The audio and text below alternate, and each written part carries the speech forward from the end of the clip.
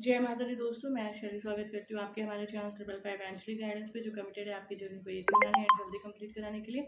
इसी रिगार्डिंग आज का वीडियो है। आज के वीडियो को स्टार्ट करने से पहले पूरा चार्ज देते गणपति बप्पा, माता रानी, बाबा शिव को, एंजल्स एंड एंसेस्टर्स को, ताकि आपको बेस्ट हेल्पफुल वीडियो प्रोवाइड की जा सके। चलिए शुरू करते हैं। और आज का टॉपिक है कि किस तरीके से हम कंप्लीट सरेंडर कर सकते हैं, या एक डिवाइन सोल किस तरीके से सोचती है, और एक परमात्मा वो किस तरीके से डिवाइन सोल के बारे में सोच रहे होते हो, और डिवाइन सोल अपने बारे में किस प्रकार से सोच रही होती है।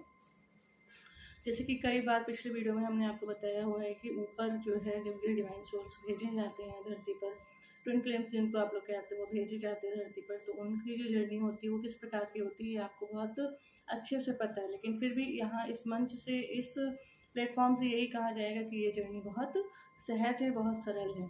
लेकिन सहज और सरल उसी के लिए है जिसने परमात्मा को पहचान लिया है, जान लिया है, परमात्मा के साथ कैसे चलना है, परमात्मा की बात कैसे माननी है, परमात्मा के अनुसार कैसे उठना है, बैठना है, करना है। जिसने ये जान लिया है, मान लिया है, उसी के लिए ये जर्नी सहज और सरल रह सकती है।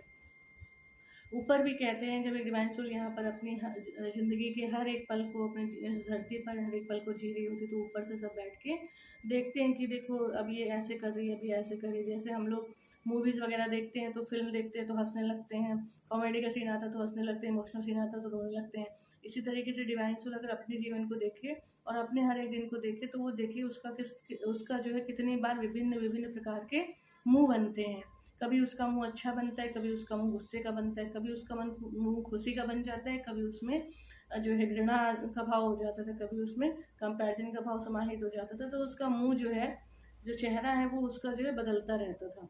वो ऊपर से देखते रहते थे। तो जब तक किसी भी डिवाइन सोल का चेहरा स्थिति परिस्थितियों के हिसाब से, इस हिसाब से बदलता रहता था, तब तक जो है वो एक देवी के रूप में अपने आप को स्थापित नहीं कर सकती। वो एक डिवाइन सोल के रूप में अपने आप को नहीं कह सकती कि वो डिवाइन सोल है।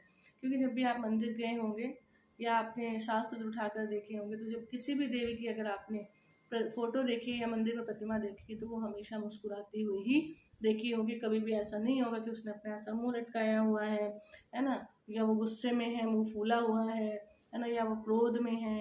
काली माता की बात अलग है, लेकिन काली माता हमेशा क्रोध के ही स्वरूप नहीं है, उनकी ममता के भी स्वरूप हैं, और पूर्ण ममता में भी हैं।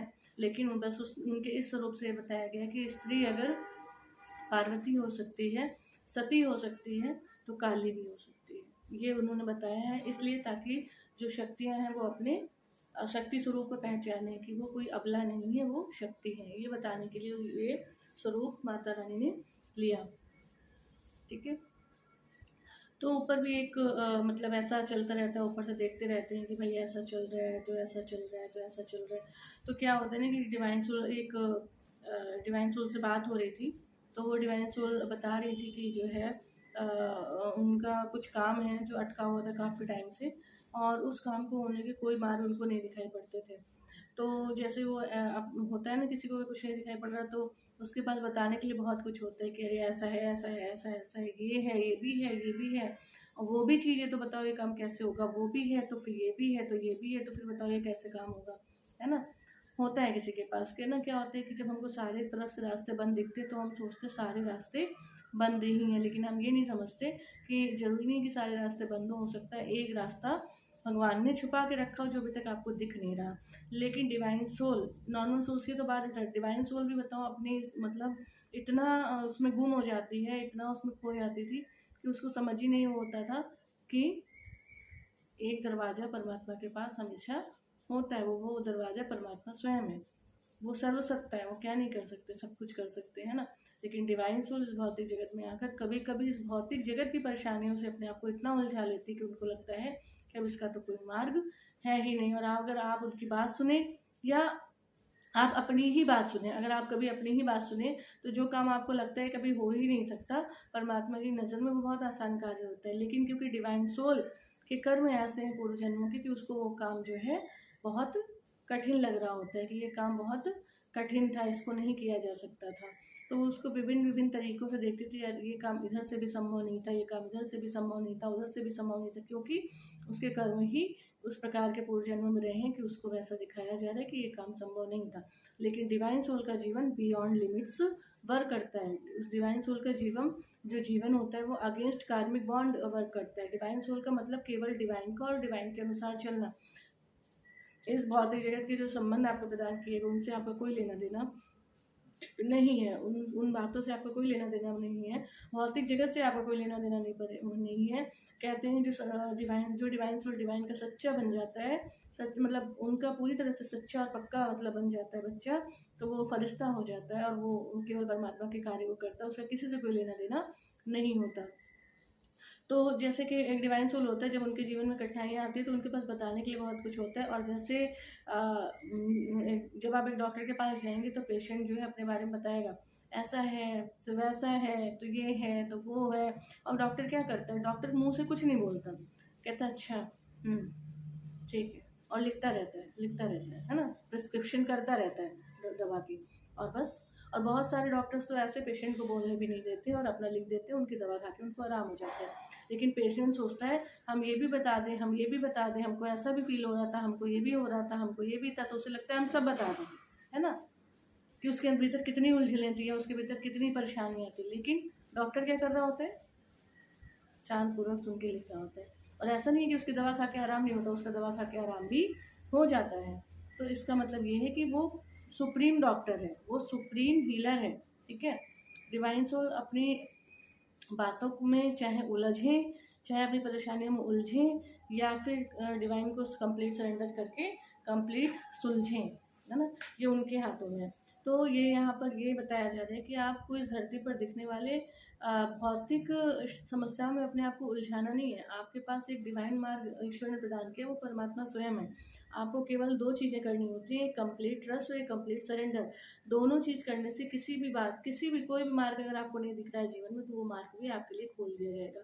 लेकिन उस मार्ग को खोलने के अपने अपने तरीके हैं, गाइडेंस है, ठीक है, उसके सेशंस हैं, हीलिंग्स हैं, बहुत सारी चीज़ें हैं जिससे उनको खोला जा सकता है।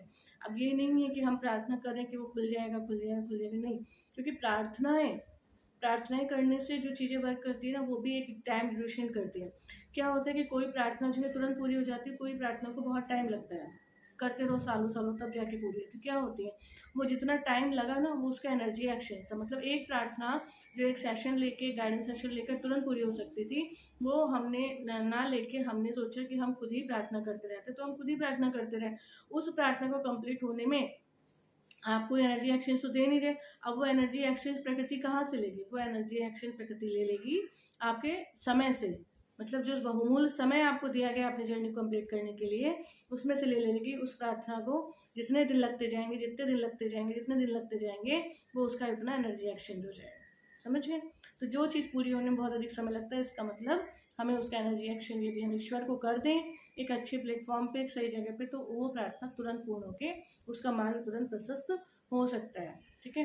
तो यहाँ पर डिवाइन सोल के लिए यही है कि अपनी समस्याओं में ना उलझें। ऐसी एनर्जी भी पिक थी कि डिवाइन सोल अपनी समस्याओं में उलझ रही हैं और उनको ऐसे माया जाल में फांसा जा रहा था कि उनको सोल्यूशन भी नहीं दिख रहा था, और उनको लग रहा था कि इसका तो कोई सोल्यूशन ही नहीं है, इसका तो कोई मार्ग ही नहीं है, इसके लिए तो कोई गेट ही नहीं है, सारे दरवाजे बंद थे। तो इस तरीके से नहीं सोचना। अपने आप को आप एक पेशेंट की तरह देख सकते थे और ईश्वर को आप एक डॉक्टर की तरह देख सकते थे, और डॉक्टर को सब पता होता है, और डॉक्टर के पास सारे वो भी होते हैं, इलाज भी होते हैं, ठीक है।